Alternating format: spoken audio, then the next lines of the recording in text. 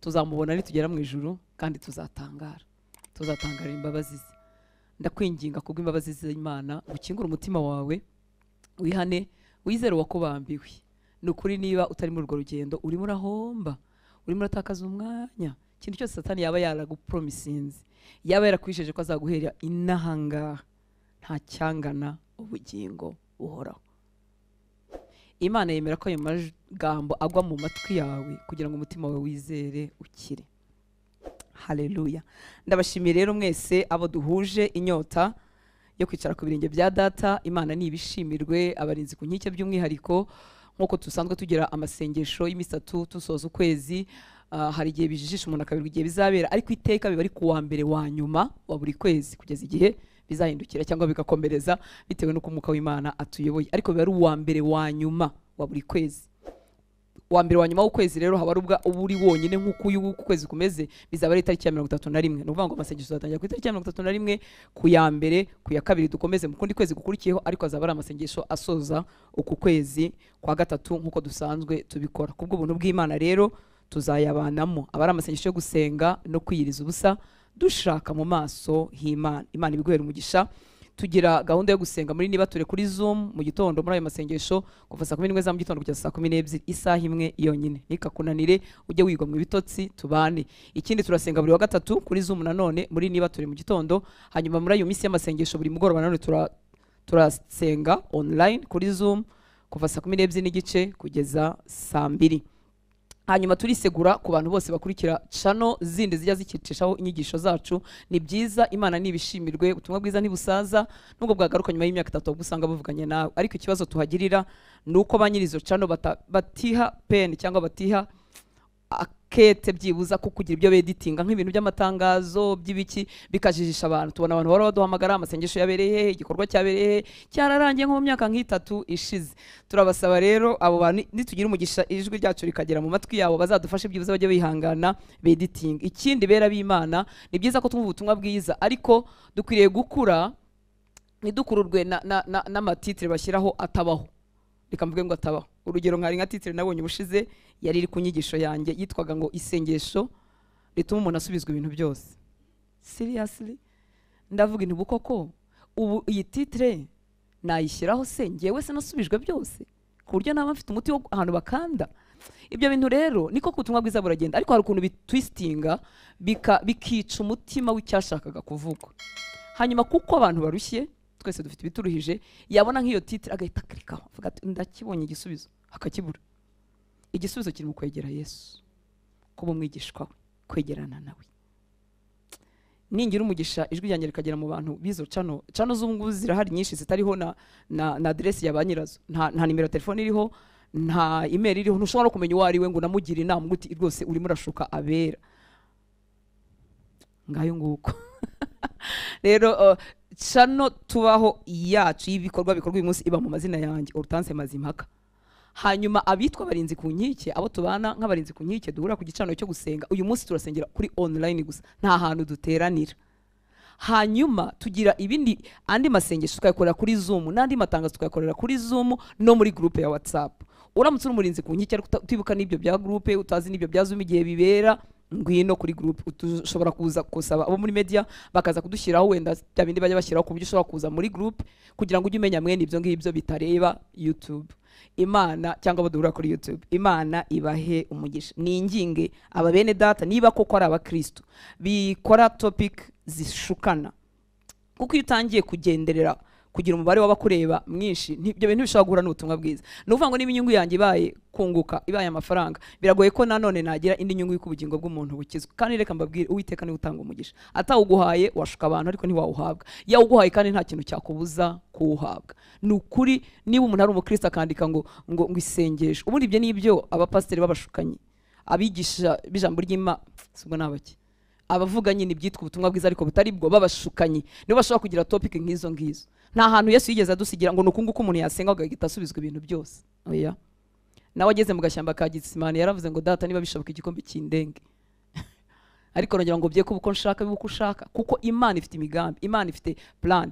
Ni koko Imana ifite imigambi myiza kuri twe. Satani azaturwanya, hari n'ibyo Imana izemera kugira ngo dutozwe, kugira ngo amaboko yacu atozwe. None sino tuvuga ngo imbuto z'umwuka wera harimo kwihangana, harimo ibyishimo, harimo biriya bintu byose. None se kwihangana umuntu agira imbuto yo kwihangana atagize ikimwihanganisha?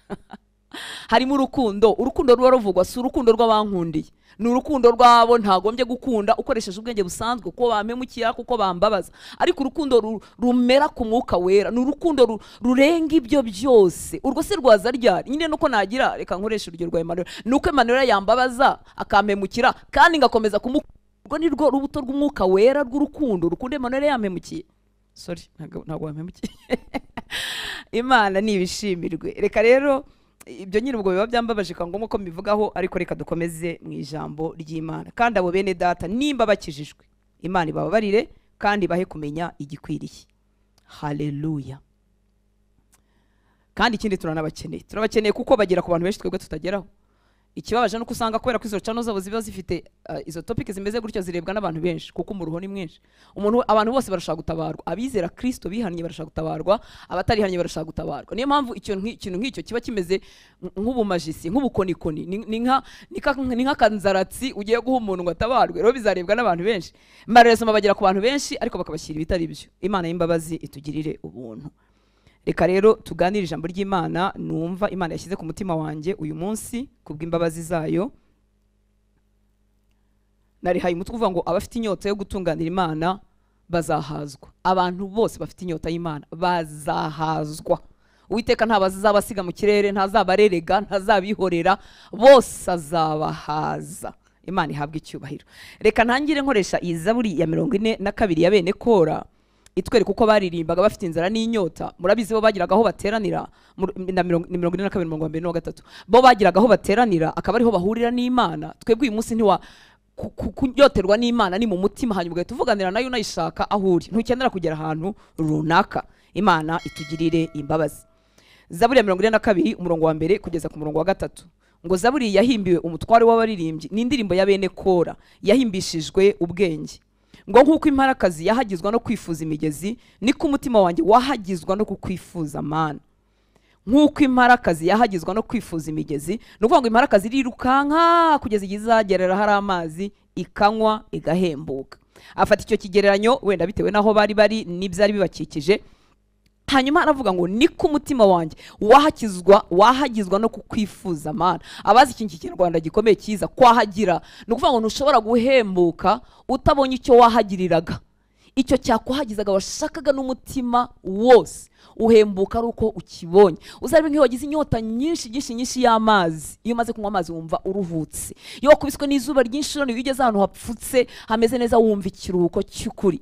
Iyi nyota nicyo kigeranyo yaduhaye yari afitiye Imana. Si iby'Imana itanga nubwo ibifite kandi bidusezeranya, ariko yashaka Imana mu bumana bwayo. Ngo niko umutima wanjye wahagizwa no kukwifuza Mana. Umutima wanjye ugirira Imana inyota, Imana ihoraho. Nzaza ryari ngo ngaragare mu maso y'Imana. Iyi niyo nyota nifuza ko umwuka wera ashyira mu mitima yacu. Iyi niyo nyota nsaba Data ngo natwe atudisponibilize, adutegure kugira ngo natwe twitabire, tuyigire, twebwe twitegure, hanyuma umwuka wera nawe ayidusukemo. Imana ishimwe cyane. Ngo umutima wanjye wahakizwa no kukwifuza Mana. Ni Imana mu bumana ashaka. Arakomeza avuga ngo umutima wanjye ugirira Imana inyota. Imana ihoraho arimo arabisobanura neza. Si ikindi arimo asaba, ni Imana, ni ukubaho kwayo.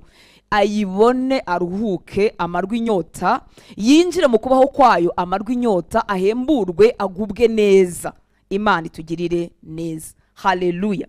Nta nyotewe nuko Imana imukemura ibibazo nubwo nabyo bikemura. Imana ishimwe cyane. Si ikibazo kimuteje kwahagira ashaka Imana, oya, nabyo ntacyo bitwaye, ariko ni bigufi cyangwa se bikwiye kuba nka esikariye ya mbere nk'itangiriro hepfo yo ngiyo, ariko si byo umuntu yakomerezamo. Nta nyotewe rero nuko Imana imukemura ibibazo, kuko icyifuzo afite nicyo kubona Imana, akayibona bagasabana. Imana ishimwe cyane. Iki cyifuzo cyo gusanga Imana bwidukemurira ikibazo tugihuriyeho abizera bakijijwe n'abatarakizwa.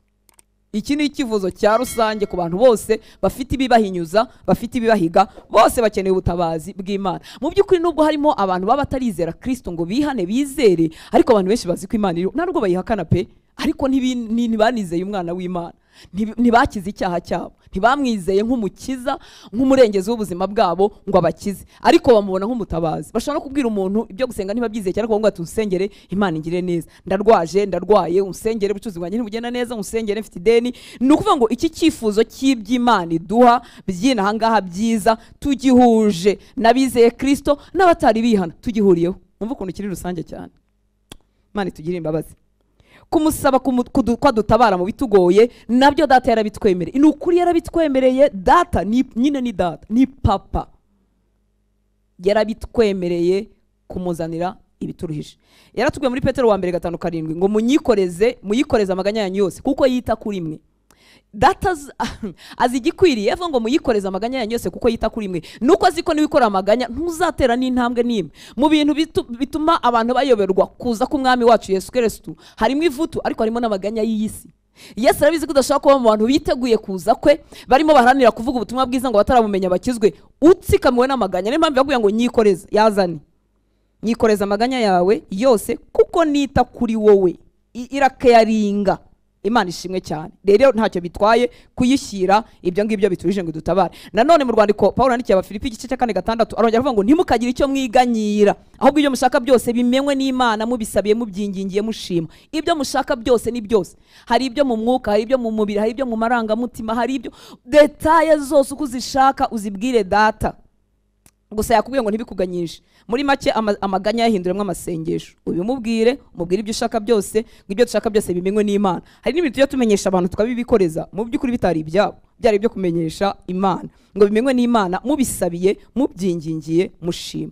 Aha rero nubwo nimo mvuga gushaka data nka data, gushaka Imana nk'Imana ariyo nshaka, ariyo yonyine nshaka, nyotewe kuyibona, sinimo mvuga ngo ibibazo byawe n'ingorane zawe ntubizane Imana. Imana yo yarabyemeye, aravuga ngo mubizane pe, ni data, ni inshuti, yarabitwemereye. Imana nishimwe cyane. Ariko reka mbabwire, ubwo butabazi tuba tuyishakaho bundi kumwikoreza amaganya yacu yose, kuko atwitaho, kumukira ibyakatuganyishije tukabimuha, ibi ngibi ntago bihaza, ntago bimara inyota. Kimwe iyo gikemuye ntigigusiga gifitemo inyota, ahubwo uhita ugira ikindi cyifuzo cy'uko icyo kintu wabonye cyarindwa, cyarushaho gukomera, cyakwenkirizinga, cyabyibuha n'ibindi nk'ibyo ngibyo. Ntabwo bihaza, gutabarwa kwako ntibimara inyota, yewe nta nubwo biduhesha ubumana muri twe. Naratangaye, ndibaza ko namwe mujya mutangara. Hari igihe umuntu Imana imugira neza ukavuga ati ngira ngo agiye kuyibona, ugasanga ntayabonye. Kandi Imana yamutabaye, mwese murabibonye, imukuye wa mugani ku cyavu nko tujya tubivuga, imuciriye inzira yarigoye, imukije indwara ikomeye, wajya kubona ugasanga Imana ntiyayibonye. Ibyo bintu muzi ko bidafite imbaraga zo kutwereka Imana. Icyama umutima wawe ukagirira Imana inyota. Imana ihoraho inyota. Imana ishimwe cyane, ntibihaza. Umva ibihaza rero naho data duhariza. Twavuze ngo abafite inyota yo gutunganira Imana bose bazahazwa. Haleluya. Muri Matayo 5:6 ndasoma Bibiliya yera ndetse na Bibiliya ijambo ry'Imana. Haravuga ngo Matayo 5:6 ngo hahirwa abafite inzara n'inyota byo gukiranuka kuko bo bazahazwa. Haleluya. Bafite inzara n'inyota byo gukiranuka, barashaka Imana no gusa nayo, barashaka iby'Imana ibashakaho, nicyo kibaraje inshinga, bibasunikira mu masengesho, bibasunikira muri Bibiliya, bibasunikira kwiga, bibasunikira kwiyiriza, bibasunikira ikintu cyose kitwegereza Imana. Barashaka Imana, bafite iyo nzara yo gutunganira Imana. Ngo hahirwa bafite inzara n'inyota byo gukiranuka kuko ari bo bazahazwa. Muri make icyo ni ikifuzo gikurura Imana, ntishobora gusiga itabahagije. Haleluya. Muri Bibiliya ijambo ry'Imana akavuga ngo hahirwa bafite inzara n'inyota byo gutunganira Imana. Nabikunze ibi. Hahirwa bafite inzara n'inyota byo gutunganira Imana kuko ari bo bazahazwa. Hari igihe tuvuga ngo bafite inzara n'inyota byo gukiranuka, ukajya wumva gukiranuka n'ikintu kinini kibyibushye cyane cyane ko gukiranuka tugenderamo ari uko twahawe, Yesu yaradutsindishirize akutubaraho, ukajya wumva nyine ni ibintu Yesu yakoze, ukajya wumva ngewe ngira ngo sinangombwa ngo mbyinjiremo. Ariko Bibiliya ijambo ry'Imana irakabaho, yatubwiye ngo nabafite inzara n'inyota byo gutunganira Imana. Gutunganira Imana twese turabyumva, ibintu byoroheje, n'inzu yawe ujya ukayitunganya. Muri make ikintu kimwe kikajya mu murongo cyagenewe, buri kintu kikajya mu mwanya wacyo. Hahirwa bafite inzara n'inyota byo kubaho ubuzima Imana yabafatiye, uko Imana ibishaka akaba ari byo bifuza, ibyo Imana ibashakaho nabo akaba ari byo bakumbura, bakaba bari muri urwo rugendo. Bashobora kutabibashiriza umunsi umwe, nta n'umuntu ujya ubibashiriza umunsi umwe, ariko barimo barigira imbere, ntibagira iminsi yo guhagarara, ntibagira iminsi yo gusubira inyuma, barimo barigira imbere, bafite inzara n'inyota byo gutunganira Imana. Imana ishimwe cyane. Ngo abo rero bo bazahazwa. Imana itugirira ubuntu. Umuntu rero udafite inzara biragoye ko yahazwa. Ikibabaje rero ashobora guhazwa n'ibindi bintu byinshi asonzeye, ibyo byakajya bibona, akaba ari ibyo abona, akaba ari ibyo abona. Ariko Imana si yashaka, arashaka wenda ibyo Imana igikora, ibyo itanga, ibyo yumvise. Ikindi kubana n'Imana hari n'ukuntu bitanga izina ryiza, bigatanga izina ryiza mu bantu, tukaba turi abana beza ngo babarukore binyangamugayo, bikaduha izina ryiza mu bantu, tukatambuka amahoro. Ariko Imana y'imbabazi wowe nanjye itwuzuza inzara n'inyota byo kwitunganira. Haleluya, haleluya. Nicyo gihe havuka icyifuzo gikwiriye cy'isengesho rikwiriye no kwifuza kuzuza umwuka wera cyangwa kubatizwa umwuka wera nk'uko tubivugaho hanyuma. Mu mutima unyotewe gutunganira Imana, mu mutima ubabazwa nuko utatunganiye Imana, mu mutima ubabazwa nuko kamere yawe ubyukanye, mu mutima ubabazwa nuko wacumuye kuwadukunze bihebuje, uwo mutima bibabaza, uwo mutima ukorwaho ukumva mari. Dawidi yarasenze amaze gukora ishyano no gutwara umugore w'abandi no kwica umugabo we. Muri Zaburi ya 51 aravuga mu bintu yavuze, yageze aravuga ngo ntunkureho umwuka wawe. Nukuvuga ngo yarazi iyo presence y'Imana muri we. Dawidi ntiyavuze ngo ntunyambura ubwami, ntunyambura abandirimbira, ntunyambura icyubahiro wamaye, ntunkureho umwuka wawe. Ibintu utarabisogwa ngo ugiye kubaho kw'Imana ntiwamenya uburyohe bwabo. Ariko Imana ishimwe ko data biduha twese, ngo ariko bafite inzara n'inyota byo gukiranuka, kuko abo bazahazwa, biga batarize, bakomeye badakomeye, bari mu itangiro ry'urugendo cyangwa bamaze imyaka mu gakiza, data ntazabacaho, azagenda bahaza. Imana itugirira imbabazi. Haleluya, haleluya. Amasengesho rero y'ibyo tujya dusengera ntagushuke. Reka nkubwire, twese turi abantu badakunda gutsindwa, turi abantu batifuza ko ibintu byacu bigenda neza. Ndagira ngo wowe nanjye dufatanye gucekinga imitima yacu. Mu mpamvu nyamukuru zijya zidutera kwegera Imana no gusenga, hanyuma tuze kurenga aho hantu. Nukuvuga ngo nshobora gukora amasengesho kuko nashaka esheke iruhande rwanjye. Sinshaka ko abana banjye batsindwa mu ishuri, sinshaka ko abana banjye basaza badashatse, sinshaka ko abana banjye bamera nabi, sinshaka urugo rwanjye sinshaka ko business yanjye imera nabi. Yewe umve n'igitangaje, sinshaka ko ministry Imana yampaye igayika imera nabi. Ibyo byose ni byiza ariko ni bigufi. Kuko nuvuga ngo fite muri make ningi ningi ministry yanjye ntibembi, none binteye gusenga. Simbura icyo mbwira abantu, binteye gusenga. Simbura icyo Imana sinsebere ku gatuti, binteye gusenga. Nukuri ni byiza, ariko twavuga ngo ni nk'ibyo muri maternelle, ni nk'ibyo muri nasari, ni nk'ibyo ku rwego rw'ibanze. Imana y'imbabazi tugira ubuntu. Nukuvuga ngo ibyifuzo n'amasengesho byinshi birimo bizamuka ku misozi hirya no hino, cyangwa aho abantu basengera. Ne kuvuga ku misozi kuko ntago hemewe. Mvuge aho abantu bose basengera, bari mu byumba, bari hirya no hino, ibyifuzo byinshi bizamuka. Nugutinya ko nagira esheke, nugutinya ko navugwa nabi, nugutinya ko nasa nabi, nugutinya ko nahomba, nugutinya hari yewe no gutinya ko Satani yambasha. None nkaza kwihisha mu Mana, ko turabizi ko ubwami bw'umwijima bukora. Ndihisha mu Mana kugira ngo Satani atamaraho, kandi koko yakumaraho pe. Ariko Mana nta hantu byagereranywa, nta hantu bihuriye n'uyu mutima usonzeye gutunganira Imana. Reka umwami Imana twigeze imbere. Ni igiki kidusunikira gusenga, ni igiki kidusunikira kujya mu ijambo ry'Imana, ni igiki kidusunikira kujya mu nzu y'Imana, ni igiki kidusunikira gushaka Yesu. Ni ukuri nongera nkubwire ngo yitaye ku buzima bwawe. Arashaka kugukiza indwara niba urwaye, arashaka kuguha amahoro niba uyabuze, arashaka kukugirira neza. Icyo ntitukanakibeshyeho. Mu bubi bwanjye sindarota na rimwe ntaranakizwa. Mu bubi bwanjye sindarota na rimwe nifuriza ikibi umwana wanjye. Ntago biranzamo ngo mwe ngo aragatsindwa mu ishuri, reka da aragahomba ibyo yatangiye. Mu bubi bwanjye hatarajyamo n'agakiza sinigeze mbirota. Data mwiza utagira igice cyo guhinduka arakwifuriza ibyiza, ariko ibyo byiza ntibizaguhaza, ibyo byiza ntibizaguhesha icyo abera bagenewe isi idashobora guhabwa, cyitwa kuzuzwa, kubatizwa, guhabwa umwuka wera. Imana itugirira ubuntu. Icyama umutima wawe ukagira inyota. Haleluya. Nari ngivuga ngo benshi turasenga dusaba data ngo turengere ndutsindwe muri domaine yari yose, ndutsindwe umwanzi ntatwibe ntatubashe. Ariko aho turimo kuvuga uyu munsi n'ubundi buzima data yageneye abana bo mu rugo gusa. Yesu yaravuze muri Yohana 14 umurongo wa 17, Yohana 14:17 ngo niwe mwuka w'ukuri, ntibishoboka ko abisi bamuhabwa kuko batamurora kandi batamuzi, ariko mwebweho muramuzi kuko abana namwe kandi azaba muri mwe. Haleluya. Turavuga inyota y'ubumana muri twe, turavuga inyota yo gutunganira Imana. Nongere shyireho naka kuko Satani n'umuriganya ku kigero aba iyo tutabaye maso turiganyiriza no mu cyiza. Nizere wenda ko biri bwumvikane. Nuvuga ngo kwifuza umwuka wera ntago bikwiriye kukubera nko kwifuza outil de service, igikoresho cy'akazi. Kuko dukeneye umwuka wera ngo tubwirize, dukeneye umwuka wera ngo duhanure, dukeneye umwuka wera ngo dukoreshe impano z'Imana, dukeneye umwuka wera ngo tuvuge mu ndimi, tuzisobanure, aho basenga natwe tubashe gusenga. Ariko Satani ni umuriganya ku buryo aza kutwibira no mu cyiza. Muri make ugashaka umwuka wera nk'igikoresho cy'akazi. Cyangwa se abarokore baserutse mu mpano zabo, nanjye seruka nizanjye. Koko Imana itugirira imbabazi. Umwuka wera ni Imana muri twe, ntago ari igikoresho cy'akazi. Nubwo atanga imbaraga zisohoza imirimo y'Imana muri twebwe, zikora ibyo data yaduhamagariye, ariko nakaga ni ikinyoma kwifuza uwo mubatizo w'umwuka wera, kwifuza impano z'Imana zikorera muri wowe nk'igikoresho cy'akazi. Outil de service. Igikoresho cy'akazi ni ikintu urambika irangije akazi, ni ikintu utora ugiye mu kazi. Tumeze niba ndumukanishi tournevis, ndayifata aho nkeneye kwifunguza mu kanya ndayinaga hariya.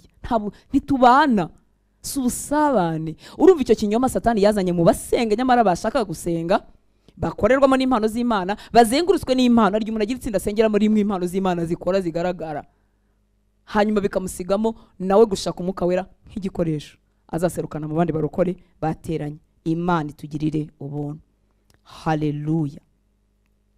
Kwifuza umwuka wera rero icyo abera bahawe isi idashobora guhabwa ni ukwifuza ibimpesha imbaraga zo gutunganira Imana, uko bavuze ngo hahirwa bafite inzara n'inyota byo gutunganira Imana. Kuko ubuzima bwa Gikristo ntago mvuga ngo buragoye, ahubwo ndavuga ngo ntibushoboka umwuka wera ataburimo.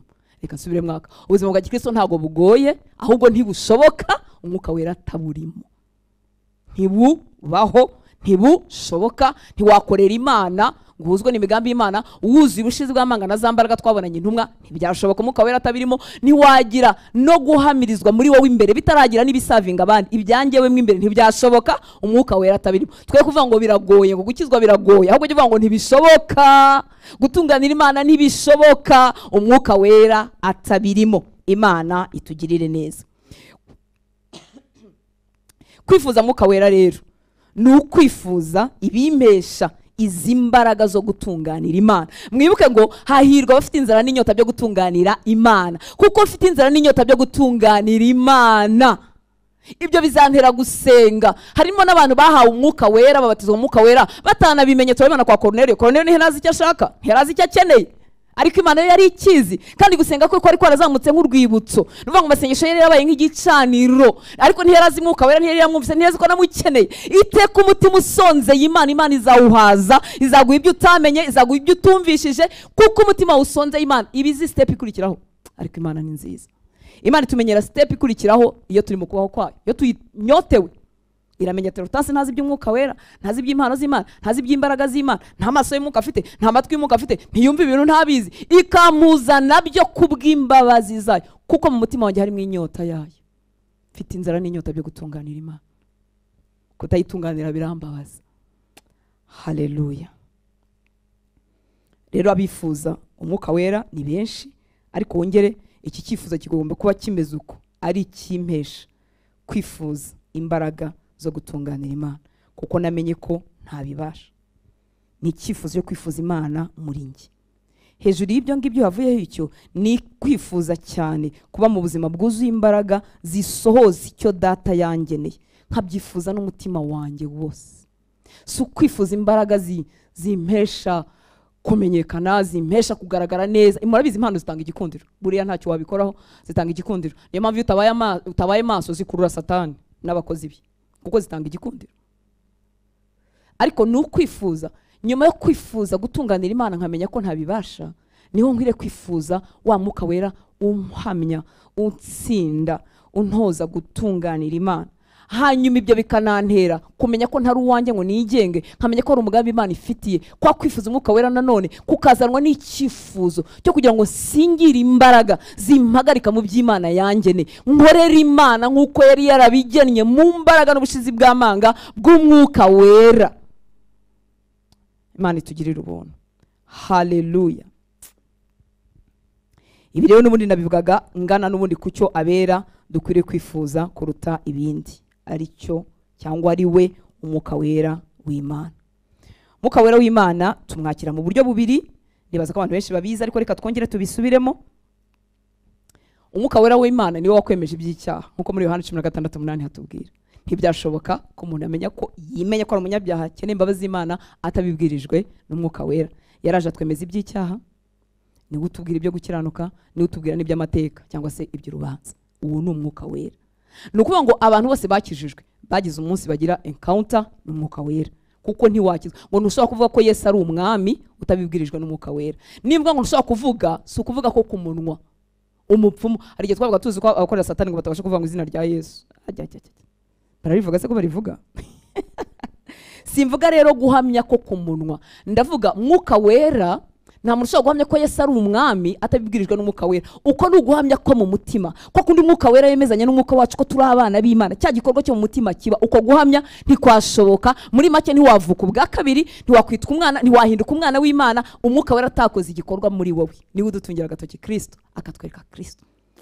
Nkunda rya jambo rivuga ngo azatsinda bisi. Ubundi wakijwe utsindwa nta muntu ukuburanyije. Murabizi kandi uburyo twese tuba dukunda kugaragara neza. Iyo utarakizwa uraburana, barambeshyera, bangita ikirara kandi ntari cyo, kandi nyamara uburi cyo. Tuba dufite ukuntu dushaka kugaragara, ariko umwuka wera atsinda bisi. Umunsi yanyemeje iby'icyaha, yabinyemeje ni nyenyine, nta n'umuntu uhari. Uko niko bigenza kwemeza iby'icyaha, nta muntu uhari. Ukabona ububi bwawe n'uburyo uri umutindo wo kubabarirwa, n'uburyo ibyirato byawe bihindutse zeru n'ubusa. Cyaduha data akatwongerera bakizwa. Iri jwi rya mwuka wera rikavugira muri benshi bari biringiye ibinyoma n'ibyondo n'ibipapuro. Haleluya. Mwuka wera ubwo azaza azatsinda bisi abemeza iby'icyaha. Iyo umuntu yakijijwe, nawe warakijijwe, uramureba ukanezerwa. Aragondama. Aragonda, aba yarahagaze atya ashinze ijosi nk'uko twese tuba tuyashinze, akagonda. Akuzurwamo no gushaka Imana, akuzurwamo no guca bugufi. Yajyaga yihagaramo we aburanaho bigahinduka ubusa.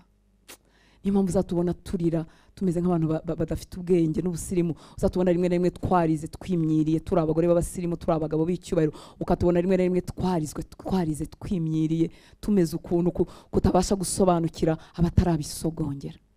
Ariko mwuka wera yatugezemo turatsindwa, tukibuka imbabazi z'Imana zirengagije imyaka yacu kururungutana, tukamubaza ngo waduciye Yesu. Ndasaba ubwo buntu ngo butembe mu mutima wawe uyu mugoroba niba utarabwakira. Ndasaba mwuka wera ubasha kwemeza imitima, ngo yemeze umutima wawe utazaherekeza abandi. Haleluya. Naza azatsinda bisi. Nari mvuze ngo umwuka wera tumwakira mu buryo bubiri. Uko atsinda bisi bakihana bagakizwa, umwuka wera bayaje muri twe. Mu Galatiya 4:6 n'indi mirongo myinshi irabihamya, ariko reka nkoreshe mikeya muri iyo. Galatiya 4:6, rwandiko Paulo n'ikitoro ry'Galatiya 4:6 aravuga ngo kandi kuko muri abana bayo. Nicyo cyatumye Imana yohereza umwuka w'umwana wayo mu mitima yacu. Avuga ati Abba Data.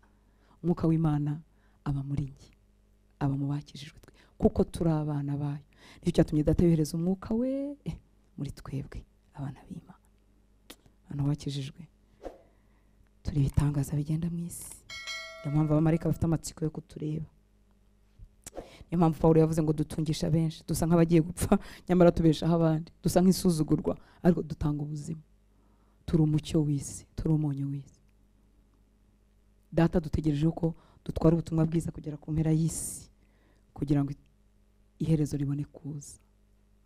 Tekereza abantu Data yabikije iherezo ry'isi. Niyo mpamvu ukwiye guhaguruka uvuga ubutumwa bwiza. Niyo mpamvu ukwiye gusenga kugira ngo wumve umuhamagaro wawe. Hari aho uri umumisiyoneri, hari aho wahawe gutwara ubutumwa bwiza mu moko atarageragwa no mu butumwa bwiza, hari aho wahawe kuba mobilizer gukangurira abandi, hari aho wahawe gusenga, hari aho wahawe gutanga amafaranga yawe, ahari aho. Ariko ntuzigera ubimenya udatindanye n'umwami ngo usobanukirwe bidashidikanywaho icyubereyeho muri uyu mwaka, mu myaka izakurikiraho. Imana itugirire ubuntu. Kandi kuko muri abana bayo, nicyo cyatumye Imana yohereza umwuka w'umwana wayo mu mitima yacu, avuga ati Abba Data. Umwuka wera ari muri twe. Ntiyatwemeza icyaha ari hanze gusa, yaraje aba muri twe. Abagize uyu mugisha wo kwakira umwuka wera kuri iki kibanza cyangwa iyi nshuro ya mbere, hari ikintu kibabaho bose. Bashobora kuba batarabasha ikintu, ariko ijwi ribabwira ngo icyo kintu uvuze si cyo, icyo kintu ukoze si cyo, uko witwaye si byo, urayobye, biriya bintu ugiyemo si byo. Rimwe na rimwe kuko inyungu mba ngiye gukuramo zifite uburemere na ampleur iruta iryo jwi, cyangwa ubwiza biri bunzanire uburyohe biri bume mu mubiri, niba ari icyaha kiri bwuzuze irari ryanjye bikaremera, ariko ijwi mba naryumvise. Kandi iyo nkirangije ijwi rirakomeza rikavuga, nkariburiramo amahoro. Ni biriya Dawidi yavuze ngo ntunkureho umwuka wawe, kuko icyaha kibuza umuntu wese wakijijwe, icyaha kimubuza amahoro. Umuntu utarakijijwe, icyaha ntikimubuza amahoro. Ashobora kuba mu nzu y'Imana kimwe natwe, ariko icyaha ntikimubuza amahoro. Ahubwo muri kimwe barimo apangiramo igikurikiraho n'ikizamwungura n'ikizamushoboza kugera ku byo ashaka. Ariko umuntu wese wakijijwe, wagezwemo n'imbuto y'Imana, ijwi ry'umwuka wera ntiriceceka, rivugira muri we, biri ukoze si byo, hari iyo ugiye siho, urarengereye, ariya magambo ntiyari ngombwa. Ijwi rye rivuga ryongorera. Mararezoma iyo tumaze igihe tutamwumva, twanga kumwumvira, tugera igihe imitima nama yacu ikanangirwa, ukajya ukora ikibi ukiyongeza ikindi. Hari n'igihe umuntu akubwira ngo ese ko umutima nama utancira urubanza, wagucira urubanza guteze kandi warapfuye. Zuka ubeho, umucyo w'Imana kumurikire. Iki rero nizere ko kiri busige twese tumenye ko twese abakijijwe tumufite muri twe. Kuko hari umuntu avuga ati ngira ngo buriya yahawe uriya, yahawe bariya, ngewe ntaraza. Hani igihe umuntu yikorera ibyaha akajya avuga ati ngira ngo naramwambuwe, yamvuye. Niko kubusabane buratokorwa, kandi icyaha kiramunga, kikubera nk'ikimungu, ukajya wumva Imana ntikumva, ukajya wumva wajya no gusenga Satani akakurega, icyaha kikakurega, ibintu bikakubana bibi ukabihirwa. Igituma ubihirwa burya nuko wakijijwe, kuko udakijijwe ntabihirwa nabyo. Ariko umwuka wera yagukurwamo gute? Kandi ari ugutereza kwihana. Ntabwo Imana ari uko imeze. Rero twese abana b'Imana, Data yohereje umwuka w'Imana mu mitima yacu, ari muri twe. Haleluya. Ariko icyo twakongeraho, umwuka wera muri twe imbere, ntiturahabwa igikurikiraho. Kandi akenshi iyo bigarukiye aho ngaho, tumugirana intege nke, tukazibamo, tukamubana mu byaha, tugahora tugatubyuka. Ikindi, ntacyo twungura ubwami bw'Imana cyane, kuko tuba tukirwana na twebwe mw'imbere. Ntacyo twungura ubwami bw'Imana, kuko za mbaraga zindi duhabwa iyo tumubatijwemo zituma dukora ibirenze ibyo twashobora mu bushobozi bwacu, tuba tutarazihabwa. Icyakora iryo jwi riba rikiri muri twe, twahindutse abana b'Imana, turamutse dupfuye twajya mu ijuru, ariko ntacyo turamarira ubwami bw'Imana cyane. Imana ishimwe cyane. Bizaba bibaje kuko dushobora kurangiza urugendo rwa hano mu isi, ukajya usanga uwo wagombaga kuba we ntiwigeze uba we, kuko utigeze ubatizwa mu mwuka wera. Impano z'Imana wagomba gukoramo, warakomeze wadimiriza abandi, ukajya ugira ngo nizo zigitangaza, kandi wenda wowe ufite izindi zibitangaza zari kutwungura. Kuko icyabera baziherwa no kugira ngo twungurane, dukorerane, uzani yawe nanjye nzani yanjye, dukorerane. Hanyuma ukazarangiza urugendo ugasanga wagombaga kuba igitangaza mu isi, wagombaga kutubera igisubizo mu itorero mubera, ni wowe wagomba kutugirira za mpano zose nziza, ibitangaza, gukiza indwara, kurobanura imyuka. Ugasanga nta murozi wari kwicarana natwe ko wari wamubonye, ugasanga wari gukoresha ibintu byinshi byiza, ariko ntibigeze bigukoreramo kuko utigeze ubatizwa mu mwuka wera. Ndifuza ko umwuka wera w'Imana yadusigamo inyota uyu mugoroba, kugira ngo duhuzwe n'icyo twaremewe. Haleluya, amen. Abo bantu rero umwuka wera bahawe, umwuka w'Imana muri bo, benshi muri bo bacyuzuye ubwoba, bacyuzuye gutsindwa, nta mbaraga z'umwuka zikorera muri we. Icyakora barakijijwe, kandi umwuka w'Imana baramufite. Icyo kintu kizirikane, baramufite imbere muri we. Kristo rero ntago twamuhawe, ndetse n'umwuka w'Imana muri twe ntago twamuhawe kugira ngo tugume mu ntege nke. Haleluya. Abizera basezeranijwe imbaraga. Mbibutse ko uyu Yesu tuvuga nta kintu avuga atari cya meaning. Niba avuze ngo imbaraga, ubwo ni imbaraga. Niba avuze intege nkeya, ubwo nizo. Haleluya. Abizera rero bagezwemo n'umwuka w'Imana, bahamiriza ko ari umwuka, ko ari abana b'Imana, wa wundi wabatsinze bakamenya icyaha cyabo cyo kutizera Imana. Haleluya. Ntibyagenewe kugarukiraho, ahubwo Data yabasezeranyije imbaraga. Mu byakozwe n'intumwa turahazi, ariko ntituhaviva. turahaza ariko sibwo buzima bwacu. Twahafashe mu mutwe, bamwe twahamenye turi batoya, ngewe ariko ntago ndimo nibutse ko nawe na Bibiliya nkuze, ariko harabahamenye ari bakiri batoya, bamenye ibi byanditswe bakiri bato ariko bitigeze bibakoreramo, cyangwa se byabakoreramo ku kigero gitoya babiheruka ubwo. Murabizi abigishwa ba Yesu bari barimo kumubaza ngo ese ngo nicyo gihe cyo kugarura ubwami bwawe. Yesu yari yazutse agiye gusubira mu ijuru, barimo baza ngo nicyo gihe cyo kugarura ubwami bwawe mu Bisiraheli. Muri make tugiye kugerwaho, karabaye, ingoma yawe iraje. Ubu mbese ngewe Petero ndaba ndikegera, Yohani ndi hafi aho ngaho, Yakobo nanjye ndaho hafi. Kuko iyo bamubaza ngo ni igihe cyo kugarura ubwami mu Bisiraheli nicyo babaga bavuga. Mbese aje gukuraho ingoma y'Abaroma, aje kwima noneho koko nkukomoka kuri Dawidi, nibyo babaga babaza. Ababwira ko atari byabo kumenya iby'ibihe n'iminsi nk'uko data yabigennye, ariko ku murongo wa 8 aravuga ngo icyakora, haleluya, muzahabwa imbaraga. Nongere mvuge, sinzi mperutse kubivuga numva binyuze, ntago Yesu yaravuga ngo icyakora muzahabwa imbaraga bagize gute? Bazifite. Ntazo bari bafite. Iyo bazigira ntibari kwitiranya ubwami bwa Yesu n'ubwami bw'ino ku isi. Iyo bazigira ntibari kurwanira imyanya. Iyo bazigira Petero ntaba yari hakanya Yesu kandi amukunda, yamwihakanya mukunda, amwihakana arira. Iyo bazigira bari kuba mu buzima, iyo bazigira ntibari gusubira kuroba, Yesu yaravuga ati nzapfa, nzazuka nyuma y'iminsi 3, nzasubira kwa data. Byose regeri yari bababwiye, ariko ntibari bafite amatwi yo kubyumva. Nta mbaraga, nta guhishurirwa Imana, nta kumenya imigambi yayo, nta kuberaho yo.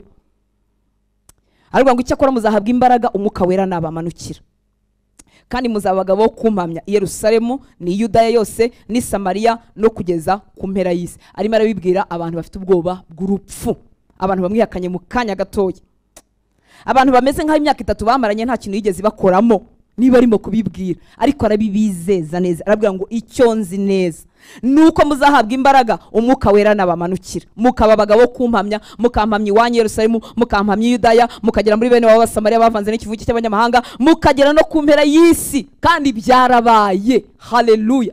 Nta kintu gishobora kunyeganyeza itorero ry'Imana, rizahora kugeza igihe nyiraryo azaza kuritwarira. Ku mpera y'isi tuzavuga Yesu, batwica tuzavuga Yesu. Imana ishimwe turi mu gihugu batatwicamo, wenda dufite ibindi byatubuza kumuvuga, ariko reka nkubwire inshuti y'Imana, iri zina rizavugwa ku isi yose. Icyubahiro cy'Imana kizakwira isi yose. Imana niyo mushefu w'ibihe. Haleluya. Igenga ibihe. Intambara zirakubita, ibihuha bikaba, imyuzure igatera, ibyorezo bikaba, ariko data afite kontrole y'ibihe. Ava itangiriro ry'isi, azi n'iherezo ryayo. Haleluya. Hanyuma natwe dushyiramo, aravuga ngo icyakora muzahabwa imbaraga umwuka wera nabamanukira. Haleluya. Ibi bintu biraryoshye. Yohana Umubatiza yari yarabibonye bitari byabo. Aravuga muri Matayo 3:11, Matayo 3:11, Yohana Umubatiza yari umuranga mwiza. Aravuga ngo ngeweho ndababatirisha amazi yonyine niyo nshoboye.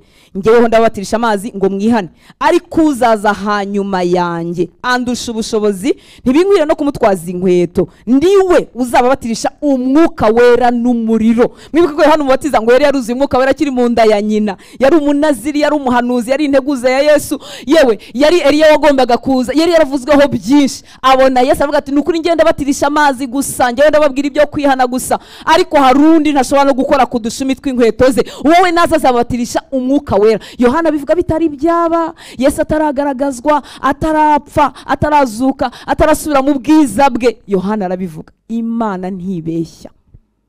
Abera bagenewe kubatizwa mu mwuka wera, abera ntibagenewe kugarukira mu mubatizo wanjye na Sandra tujya tubabatiza n'abandi. Si wo mubatizo bagenewe kugarukiramo, umubatizo w'amazi saho, bagenewe kubatizwa n'umwuka wera, babatijwe n'Imana yabo. Hahirwa bafite inzara n'inyota byo gukiranuka, bazahazwa, bazabatizwa, bazuzuzwa. Umuriganya Satani rero yaratunyaze, atunyaga icy'ingenzi, adutera gusengera ibishira bidahaza, bitumara imbaraga. Ni ku itorero tumeze, nta mbaraga dufite kubera ibyo. Imihamagaro y'abera irasinziriye, bamwe bazasaza batayimenye kuko batigeze uyu mubatizo bawuhabwa. Imana itugirire imbabazi. Data rero ibi ngibi nkuko yabivuze yarabisohoje. Mu byakozwe n'intumwa igice cya 2 murongo wa 2 kugeza ku wa 4, uyu mubatizo waje gusohozwa, babatizwa mu mwuka wera. Haleluya. Byakozwe n'intumwa 2 kugeza kuri 4, ngo nuko umuriri ubatunga uvuye mu ijuru, umeze nk'umuyaga uhuha cyane, ukwira inzu bari bicayemo, haboneka indimi zigabanije zisa n'umuriro. Ururimi rujya ku muntu wese wo muri bo, bose buzuzwa umwuka wera, batangira kuvuga izindi ndimi nk'uko umwuka yabahaye kuzivuga. Mwibuke ko indimi bavugaga ni izindi ndimi zacu z'abantu. Abantu bavuye mu bice bitandukanye by'ibihugu byari biriho, bose buri muntu wese akumva ubutumwa bwiza bwa Yesu Kristo mu rurimi rwe. Haleluya. Umwuka wera ntashobora kumanuka ngo biyobekane ko yamanutse hari ikintu kiba. Ibi ntibigutere gushaka sensation, emotion, nubwo nazo atari mbi, ariko ntibigutere kuba ari ibyo ushaka, kuko umwuka wera namanuka uzabimenya. Haleluya. Kandi yatumanukiye turabimenya. Imana ishimwe cyane. Bamwe bazavuga muri izi ndimi twita iz'abamarayika, abandi ntibazazivuga, bazahabwa ibindi biberekanaho umwuka, kuko si cyo kimenyetso rukumbi, kuko nahangaha abigishwa bavuze indimi zumvikana zisobanurwa, ariko kandi ntibigutere guhakana indimi z'umwuka kandi tuzibona muri Bibiliya n'ubusobanuro bwayo. Ndetse na kiriya gice cyose Pawulo asa nk'uwageneye impano ntiyigeze azirwanya, ahubwo yaravuze ngo babikoreshe muri gahunda. Uhanura natangira guhanura, uhanuraga mbere aceceke. Ikindi ndimi ngo zirungura nyirazo, zintera kunguka mu mwuka. Nazireka gute kandi zinyungura mu mwuka? Nkeneye ko umwuka wanjye uhora uhembutse. Ariko igihe indimi nzirimo nzivuga imbere y'abandi, niba hatabonetse uzisemura cyangwa uzisobanura, ncecekere mu iteraniro. Kubera iki? Ibyo nimo kuvuga ntibirimo kumvikana, ariko ntigeze atubuza kuvuga indimi turimo dusenga. Uzajya ubyumva neza, usome ibyanditswe ugenda buhoro. Imana ishimwe cyane. Ikindi kinyoma kijya kibaho abantu bakabigirira ubwoba, ni ukwibaza ngo ese ngo nimvuga mu ndimi nkavuga iz'abadayimoni. Ibyo bintu ntabwo nzahano byavuye, ariko ntabwo wasaba data ngo hitabe Satani. Ese no kuvuga ko nta bantu babihimba, nabo barabihimba. Ese kuba ibintu bya abantu bakoze ibya fake biravuga ko ibizima tubireka? Hoya, ntabwo tubireka. Ababihimba barabihimba kugira ngo nyine bagaragare nk'abanyamwuka bemeza abantu. Ibyo bizahoraho. Yesu yaratubwiye ngo urukungu n'amasaka bizakurana kugeza igihe nyir'umurima azaza gusarurira. Niko bimeze. Ababihimba bazahoraho, ariko kuba umuntu yabihimbye ntibivanaho iby'ukuri, kandi byanditse muri Bibiliya. Wikwibuza kubisengera, wikwibuza kubyifuza. Ikindi cyifuzo cyawe kigoye kuba gutunganira Imana. Nakubatizwa ugatangira kuvuga mu ndimi, Imana ibishimirwe. Nakubatizwa ukagaragaraho n'izindi mpano nyinshi atanga, Imana nibihererwe icyubahiro. Icyakora uzamenya ko hari ikintu cyakubayeho. Haleluya. Kandi natwe tuzabibona, kuko bizazana itandukaniro nkuko byagendekeye bano bakozi b'Imana. Imana ishimwe cyane. Bose buzuzwa umwuka wera, batangira kuvuga izindi ndimi nkuko umwuka yabahaye kuzivuga. Reka ncishemo gato mbere ko ngaruka muri kino gice. Nongere nkubwire ngo ntago data yamutanze amugeze. Ntiyatanze ngo ajya atanga gake gake. Muri Tito yarabivuze, akoresha ijambo mu Kinyarwanda nkunda rivuga ngo nukuducuncumuriraho. Gucuncumura si bitonyanga, no gusuka ku bwinshi.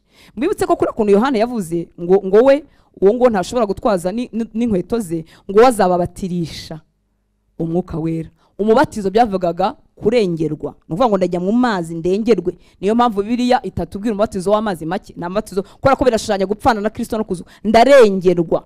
Nuko kubatizwa rero ni ukurengerwa n'umwuka w'Imana. Niyo mpamvu ari umwuka w'Imana muri twe. Byarenze umwuka wera muri nje umpesha kwihana, ahubwo bibaye umwuka wera. Nkuko mbatizwa amazi akandengera, niko umwuka wera mwambaye andiho aranyuzuye. Kandi imbaraga z'Imana zijyanye n'impano yangeneye zizakorera muri nje. N'ubushizi bw'amanga bw'igitangaza bukorere muri twe, no kunesha iby'isi n'ubwoba bw'isi bikorere muri twe. Rero yavugaga umubatizo, ababwira bazi umubatizo icyari cyo. Imana ishimwe cyane. Haleluya. Hanyuma hangaha rero mu byakozwe nk'uko twabonye yarasutswe. Niyo mpamvu ijambo ryo muri Tito ndikunda, kuko byitwa gucuncumura. Gucuncumura ngo ufite amazi menshi mu gitanka kinini ukayamena ku muntu wese akava ku mutwe akagera ku birenge akamwuzura. Imana ishimwe cyane. Haleluya. Ntiyamutanze amugeze. Tito 3:4 kugeza kuri 6 murongo ushaka n'uhera.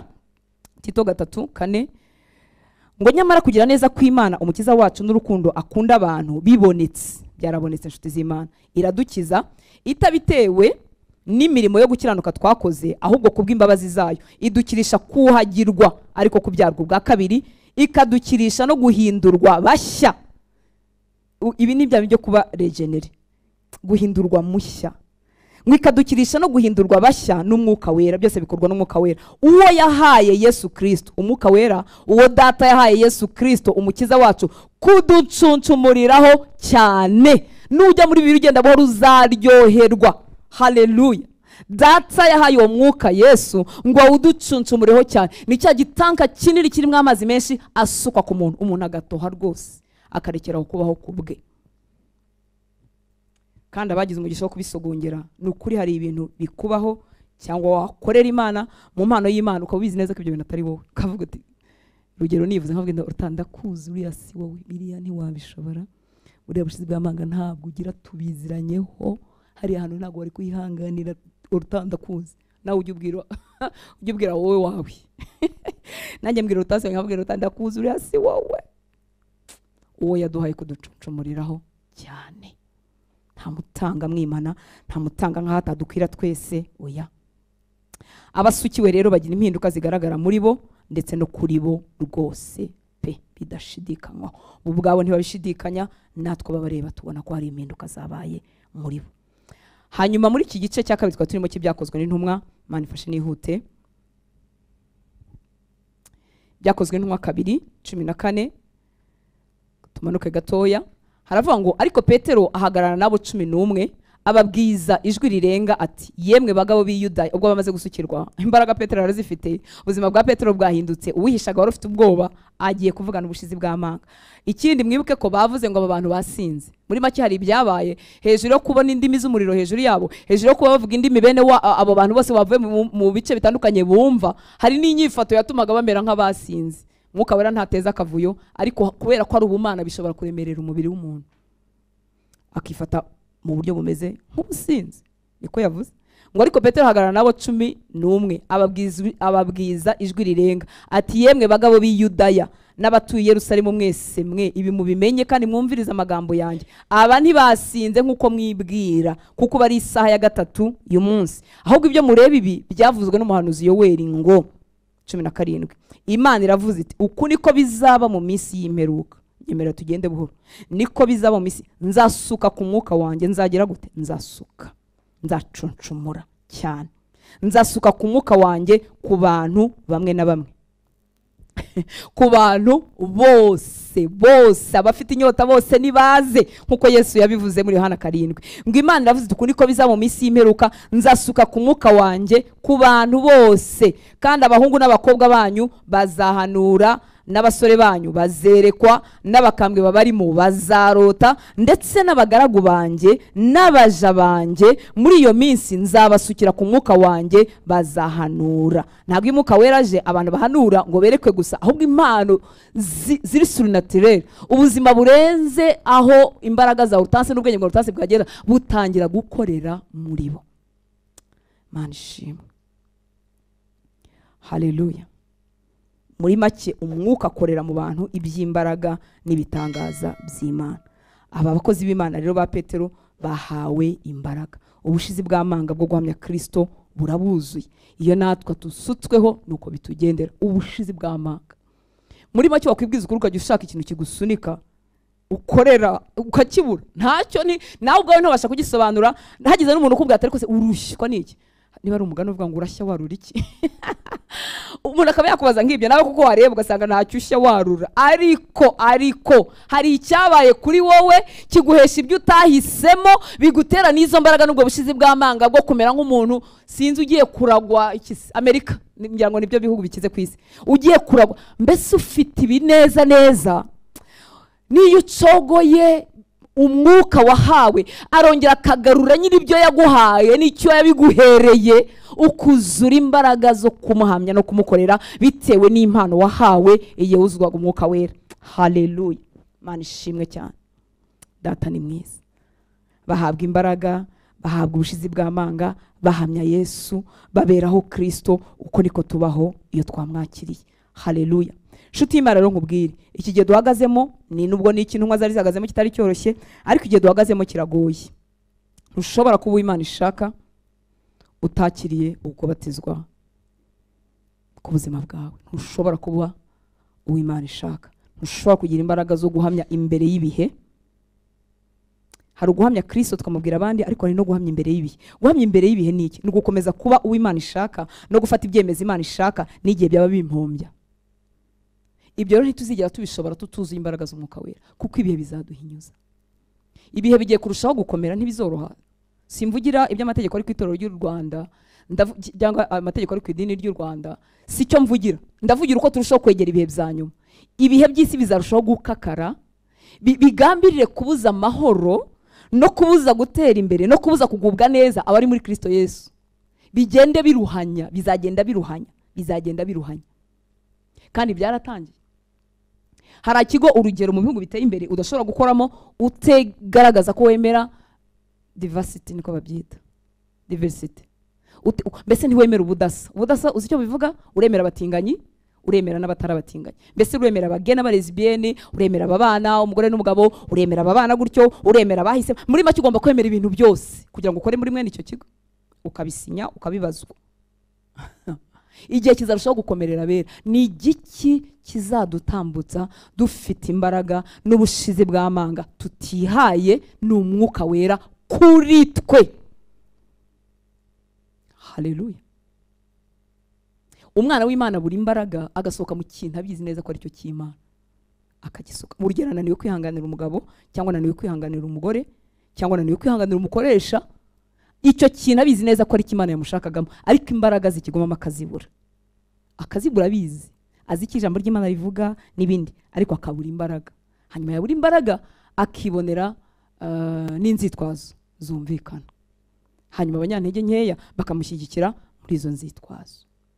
Ariko iyo umuntu afite umwuka wera kuri we, amuhereza ubushizi bw'amanga bwo kubaho ubuzima busonzeye gutunganira Imana, nubwo yaba ahomba mu buryo bwose. Guhomba si mu mafaranga gusa, hari igihe uhomba mu marangamutima. Ukaba urugero uhagaze nko ku ijambo ubizi neza ko bivuga ngo umuntu watandukanye ntabwo yemerewe kongera gushaka, aguma ari unmarried nk'uko Bibiliya ivuga.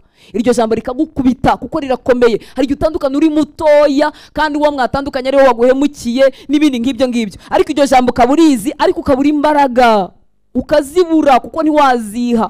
Ukavuga uti ubuse nzabaho ntashatse kugeza nshaje, ubuse nzategereza umugabo ntazigera azagarukira, ubuse nzategereza umugore ntazigera azagarukira. Ariko abafite umwuka wera kuri bo, haleluya, abahereza imbaraga zo gutunganira Imana no mu bintu bidakwirwa mu bwenge. Turamukeneye bera b'Imana.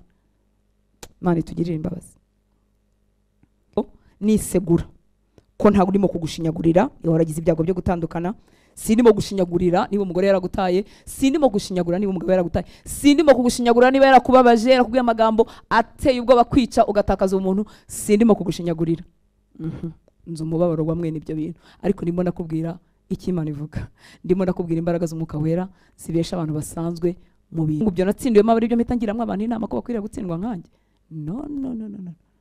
Kandi ibyo nyine ntiwabishobora, ariko umwuka wera kuri wowe azagushoboza ibyo abantu basanzwe badashobora. Niyo mpamvu data yabwiye abigishwa be, nubwo byihutirwaga, byarihutirwa ko bagenda, ariko arababwira ngo ntago iyo bagenda ntibari kubishobora, bari gupfa bagashira, ubwoba bwari kubica, bari kujya bahamya hamwe, uwa kabiri bajya kumuhamya, ubwoba iki Petero akaba arahubutse, bikaba biravanze, bikarangira itorero rikazima. Yesu arabwira ati nubwo mwihuta, nubwo mufite ibyo kujya kuvuga, ariko nimwicane mubanze muhabwe imbaraga z'ibihe byose, imbaraga zishoboza umuntu gutambuka mu bihe byose. Imana itugirire neza. Haleluya, haleluya. Hanyuma rero uko ni ukubatizwa, ari ryo tangiriro. Ni ukuvuga ngo hari umwuka wera muri nge, hakaba n'umubatizo mpabwa n'umwuka wera, ni data ubigena mu buryo ashaka. Haleluya. Hanyuma babatijwe ntibagarukiraho, barakomeza bakuzuzwa. Hari umuntu yaragize umugisha yarabatijwe mu mwuka wera nko muri 2000, mu mwaka wa 2000, akaba ari bwo yabatijwe mu mwuka wera. Wa muntu wari umugaye maze imyaka mugaye ku muryango w'urusengero, hanyuma barabakangisha, hanyuma ahagaze imbere y'abatambyi, ahagaze imbere y'abigisha amategeko, ahagaze imbere y'abanditsi, ahagaze imbere y'abakuru b'insengero, abasanzwe babafunga, babandi bishe Yesu, ahagaze imbere yabo. Petero wahindutse, babandi yihishaga niba rimwe avugana nabo, kandi biracyari vuba ko Yesu asubiye mu ijuru vuba ahangaha, ariko Petero wahindutse arimwe aravugana nabo, kandi nawe bashobora kumufata bakamwica. None se niba barishe Yesu, Petero we bamunanira kumwica? Ni umunota umwe, n'umuri niko byarangiye, baramwishe, ariko nta bwoba namba. Izo si imbaraga za Petero. Izo ni imbaraga z'umwuka wera twagenewe, twemerewe, dukwiriye gusaba. Haleluya. Ngo nuko Petero yuzuye umwuka wera, Imana ishimwe ko Bibiliya yarabitwandikiye in case tubyibagiwe. Ngo nuko Petero yuzuye umwuka wera arababwira ati, batware b'abantu namwe bakuru, uyu munsi turabazwa ibyo twagiriye neza umuntu wari uremaye, kandi turabazwa icyamukijije. Ariko mumenye mwese n'abantu bose bo muri Isiraheli yuko ari izina rya Yesu Kristo w'i Nazareti uwo mwabambye. Petero we baragukurikizaho, ntacyo bimutwaye bamukurikizaho, ariko afite ubushizi bw'amanga butari ubw'umuntu. Uwo mwabambye Imana ikamuzura, ari ryo ritumye uyu nguyu, ari ryo ritumye uyu muntu uhagarara imbere yanyu ari muzima. Umva guhamya ko umuntu wuzuye umwuka wera kandi ahagaze imbere y'urupfu n'ubuzima. umurongo wa 16. Aba bantu tubagire dute? Ubwo bagiye mu nama, baheje intumwa baraziheza, bajya gukora inama, baravuga ati ibi ndono birananiranye, twabakanyisha gugupfu ntibakangika, birananiranye, bajya gukora inama. Ngo aba bantu tubagire dute ko bimenyekane mu batuye Yerusalemu bose yuko bakoze ikimenyetso cyogeye natwe tutabasha kubihakana. 18. Ngo bongera kubahamagara, barabategeka ngo bareke rwose kuvuga cyangwa kwigisha mu izina rya Yesu. Petero na Yohana barasubiza bati niba ari byiza imbere y'Imana kubumvira kuruta Imana nimuhitemo. 20. Ngo kuko tutabasha kwiyumanganya, haleluya, ngo tureke kuvuga ibyo twabonye kandi twumvise. Bamaze gusenga 31 nasimbutse, ngo kuko tutabasha kwiyumanganya, ngo tureke kuvuga ibyo twabonye kandi twumvise. Uko kutabasha kwiyumanganya n'umurimo wa mubatizo wababayeho w'Umwuka Wera. Abari mu muhamagaro w'imirimo y'Imana murabizi ko hari igihe dusezera ku Mana. Mana ishimwe ntago nyisezera, ariko nagize imyaka yo kuyisezera we. Haleluya. Ariko icyo wahawe kikongera kikabira muri wo, kavuga ibintu ko ntashaka kubisubiramo, ko ntashaka kwibera amahoro nanjye nkikirizwa nkazigira mu ijuru ngiye nyina amahoro ntanduranyije. Ariko icyo wahawe n'icyakoretse kuri wowe kikakubuza kwiyumanganya, ukongera kwasanga wabyisanzemo, wabisubiyemo, utitaye ku kizaba n'ikizavugwa n'icyo uzahomba n'icyo uzatakaza. Kuko tutabasha kwiyumanganya ngo tureke kwigisha muri iri zina, ntibyadukundira.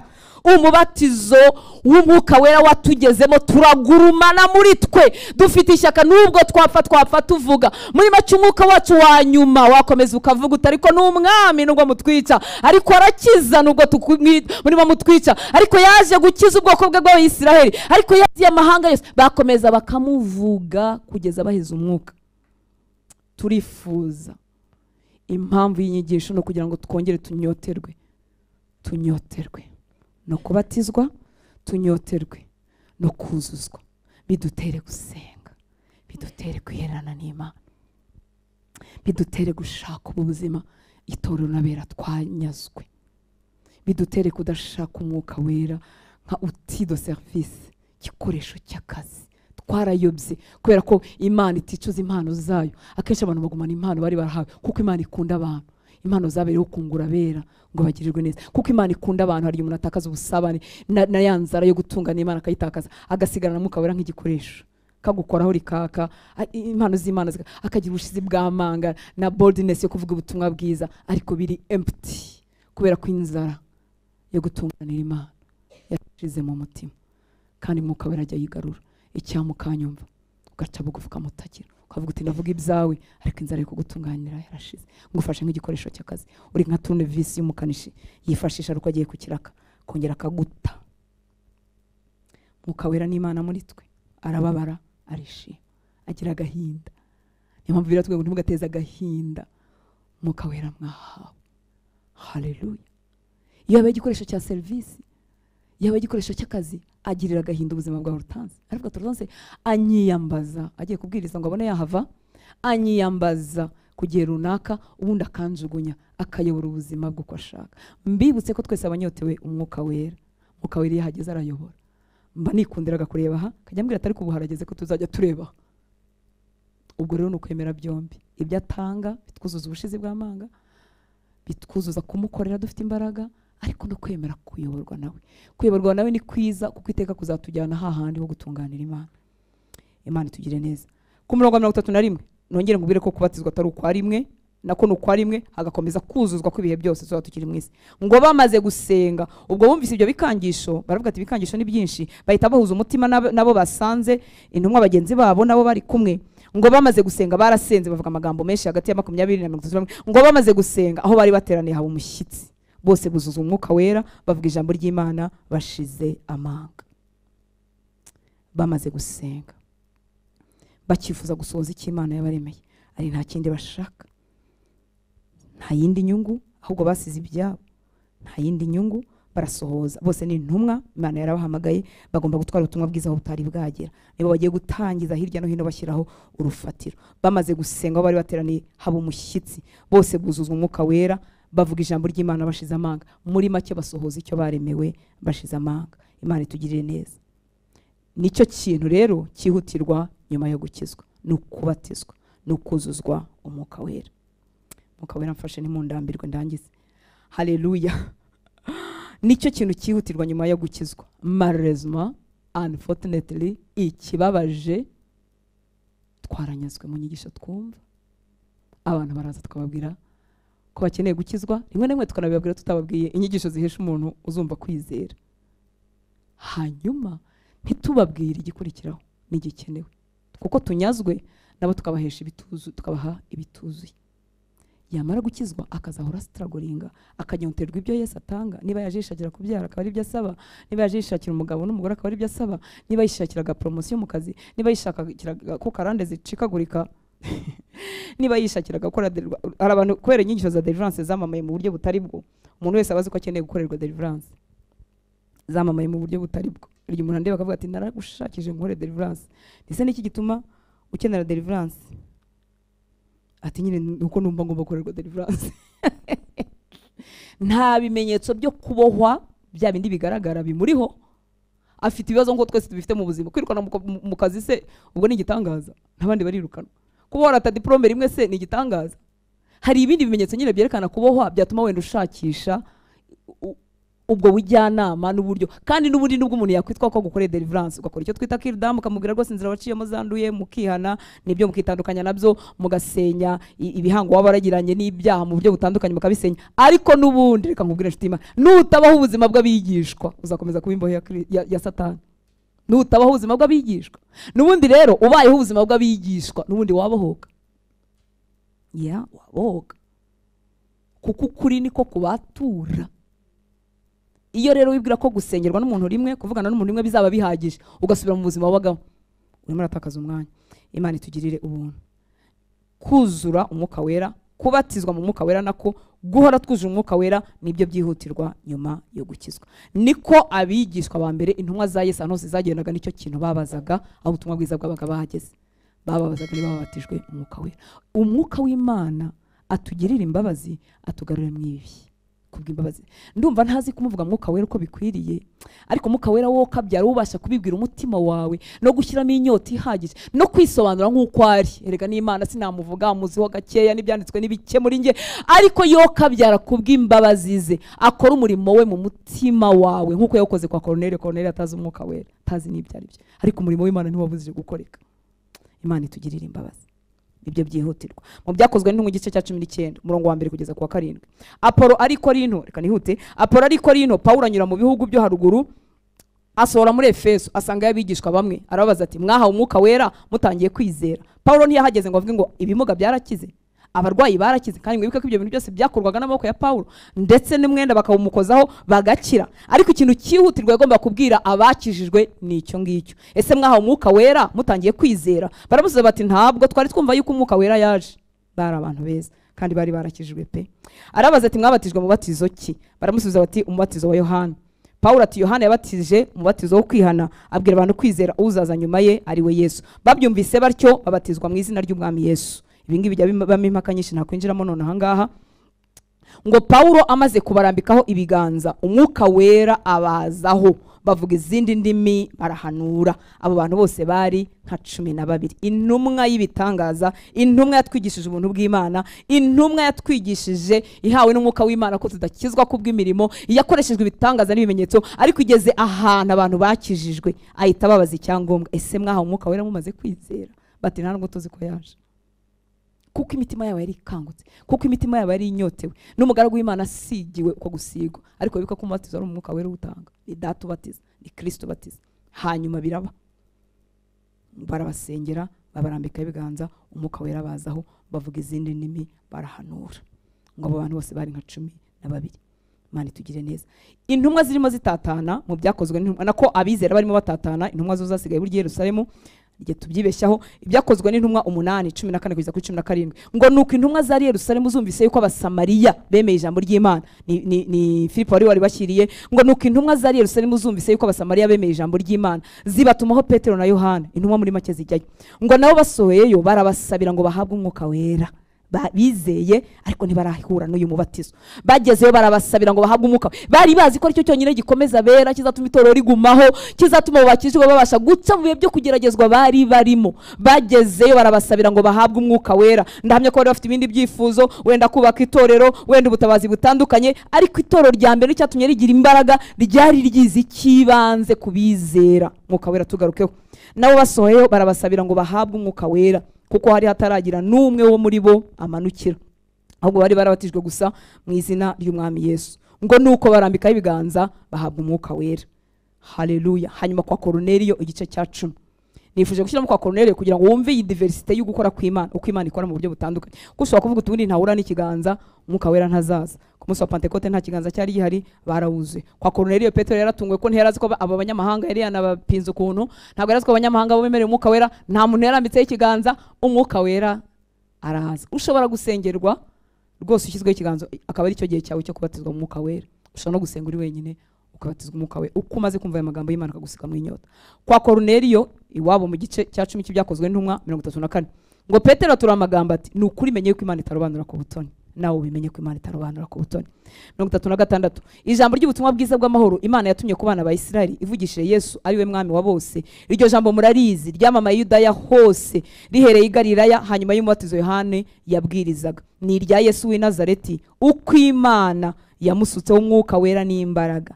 Yesu yambaye umubiri, imbaraga yakoresheje nizo yasutsweho n'umwuka wera, nkuko nawe wazigenewe ukwiriye kuzigirira inyota. Ngo yamusutseho umwuka wera n'imbaraga, akagenda agirira abantu neza, agakiza abo Satani atwaza igitugu, kuko Imana yari kumwe nawe. 44.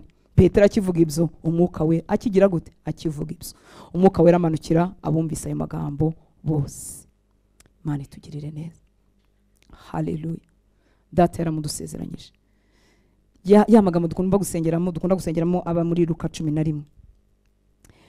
Wa mugore watitirije, byarangiye Yesu avuga ngo ese nubwo mwebwe muri babi mukamenya guha abana bane byiza, mukamenya guha abana bane byiza, ese data we ntazarushaho guha umwuka wera abo mumusabye? Ntazarushaho guha umwuka wera aba mumusabye?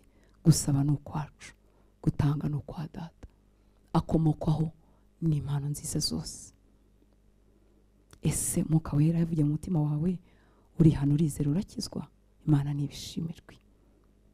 Ongera umusabe.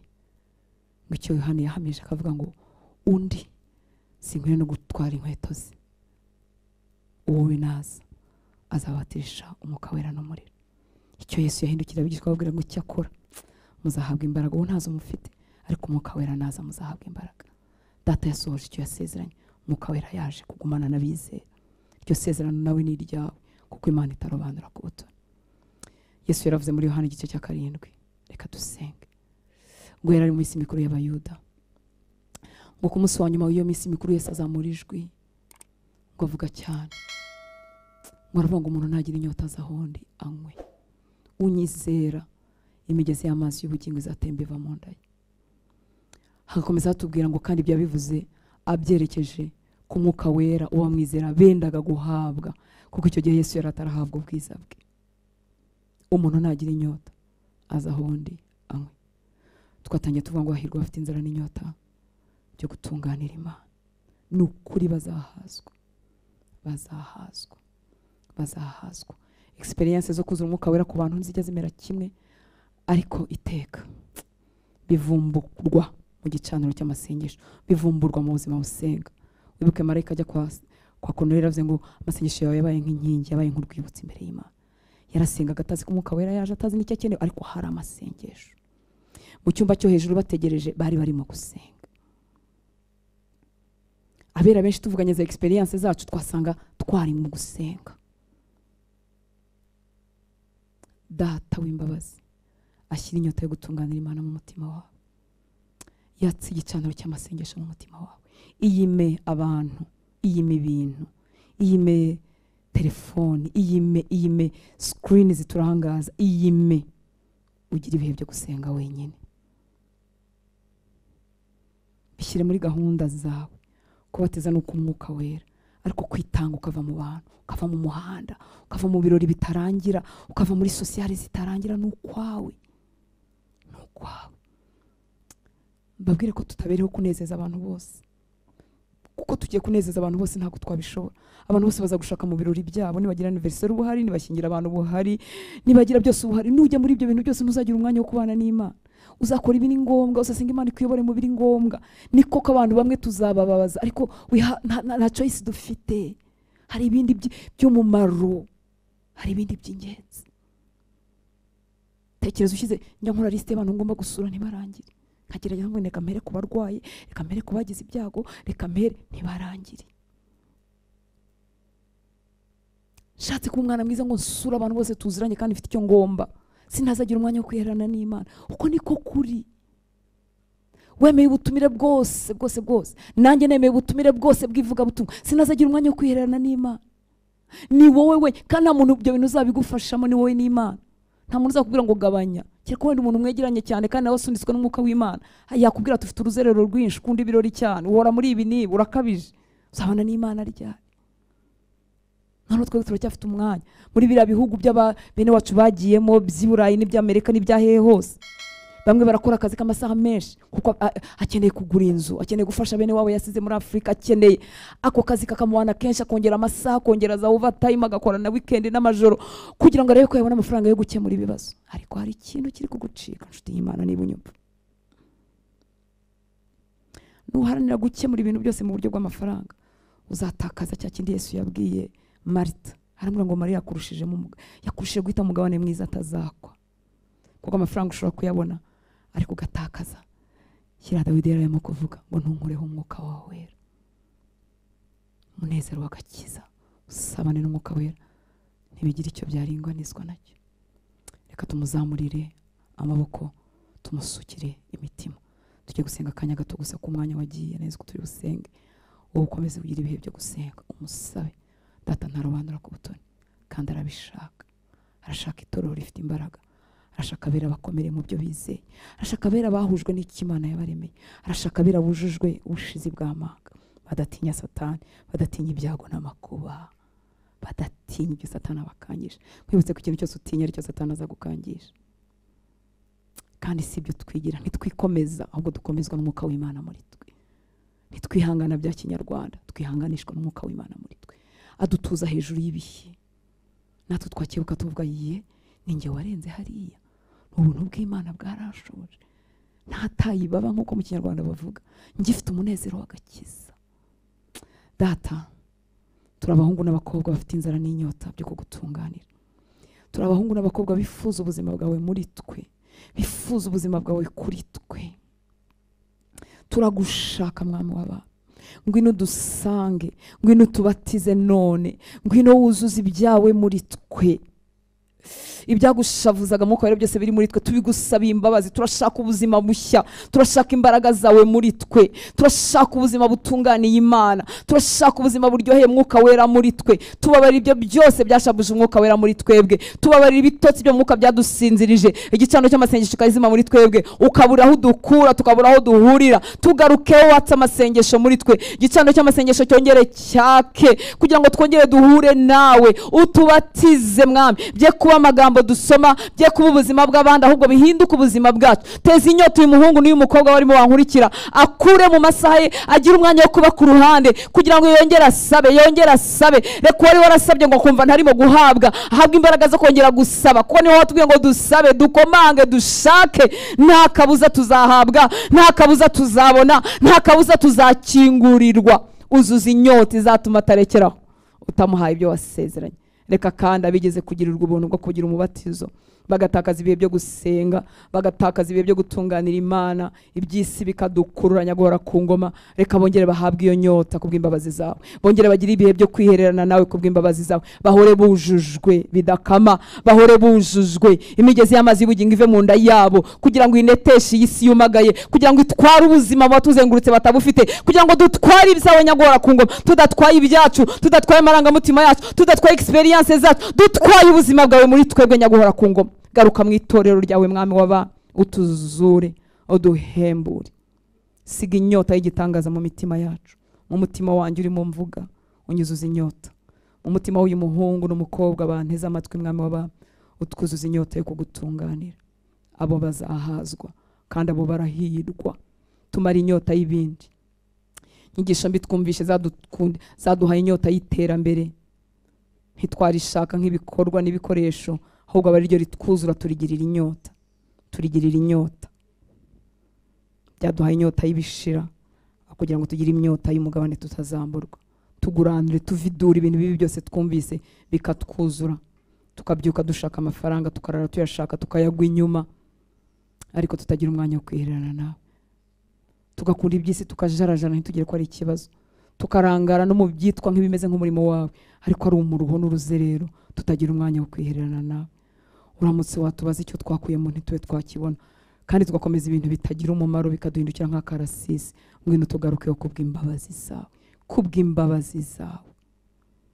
Ndagushimira abahungu n'abakobwa bafashe uyu mwanya wose muremure tukabana mu ijambo ryawe. Ubaha umugisha, ubabatize, ubuzuze ab'imitima yabo itarakinguka, ubahe kwemera batsindwe, bihana icyaha ko batakwizeye. Ndagushimira mwami w'aba, utwuzuza ibyawe, wongere utwihishurire birushijeho, kugira ngo natwe tukuvuge nk'uko uri. Urakoze. Umugisha wawe ku itorero ry'u Rwanda, umugisha wawe kubera bagushaka hirya no hino, umugisha wawe ku gihugu cyacu no ku buyobozi bwacyo. Ubwenge bwawe bubakoreremo ibyo ushaka bibi wacu. Urakoze papa, icyubahiro cyose nikikugarukire, mu izina rya Yesu dusenze, amen. Mwami abaha umugisha cyane.